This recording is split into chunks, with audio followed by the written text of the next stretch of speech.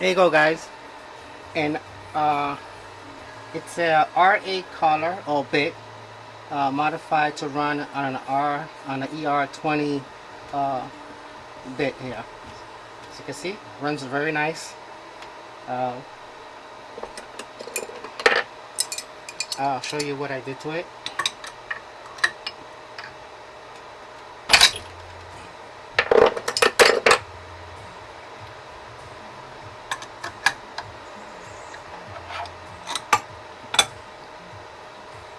So what I did was, it was actually this long, and I trimmed it down, and then as you know, there was a pocket for the screw from inside. So I made a, you can see the actually we'll get this a little closer, get the camera steady so you can see what we did in here and how we got this 10mm shaft in here and shoved in here so that when it grips on, it's tighter and not squeeze the little bit of less that's off when we trim this down. So we made this here much stiffer, much stronger by shoving a 10mm shaft in there.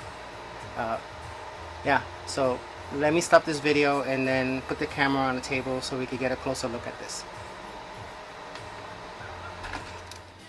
Here's the cut. Nice and smooth. I think it's like 1 mil, maybe 1.5 mil. So yeah, this is the cut. It's just a sample I was doing. Have a nice smooth, no ridges on it. It's nice and smooth cut. I feel nauseous, believe me. Never had a lot of shit come easy. Had to work hard, struggle just to be me. Had to rise up just so they could see me. Did what I had to do just to feed me. And what was left over I put towards my dreaming. But the only thing in life that has meaning are the things you gotta work for, believe me. Take into your hands up. So here it is. This was the original that was attached to here. And as you can see, it's a A collar. So this is a 10.53mm hole in here, and it runs straight across into the shaft exiting on this side.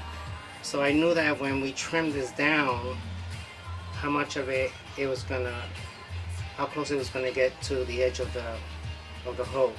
So what we did is we took another piece of shaft and trimmed it down to the same size of the inner hole and made it about 31 millimeters long, and we shoved it inside here to make this stiff here stronger.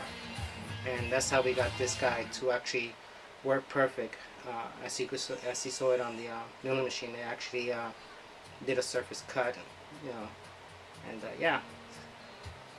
So I turned this into, I had a couple of these, and I never bought a whole milling machine that takes RA colors, and I had a couple of them, so I bought them about a year ago, and I figure, you know, instead of selling them on eBay or, you know, let's put some use to it. So I started researching on how to actually cut this down so that it could fit on an R20 collar. Yeah, so this is what it looks like. So you can see, I don't know if you can see the tip here, and let's see if we can get a closer look at it. See if we can focus on there. Yeah, so you can see, there you go. It's sticking out a little bit, sticking out about 2 millimeters or maybe 3. But the cut was pretty good.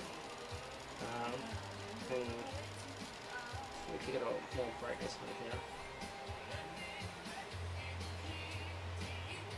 And there you go. It's sticking out about 2 millimeters, but it's 33 millimeters long. Actually 31 point something millimeters long. And I managed to shove it in there so that, because after the final cut of trimming the whole thing, it left about a thickness of 3 millimeters, maybe it's 4 millimeters, I think. Something like that. And I figure, instead of leaving that open pocket hole open, why not shove a shaft in there to make this 10 times stronger, so that when it grips onto it, and we tighten it on the spindle. It doesn't crush the little bit of what's left on this metal. Yeah, so this is what it looks like. I paid like $30 back then for this. It was not that expensive. It was a bunch of Chinese people, I think from AliExpress was selling these things pretty cheap. They had a bunch of them, so I bought one from them.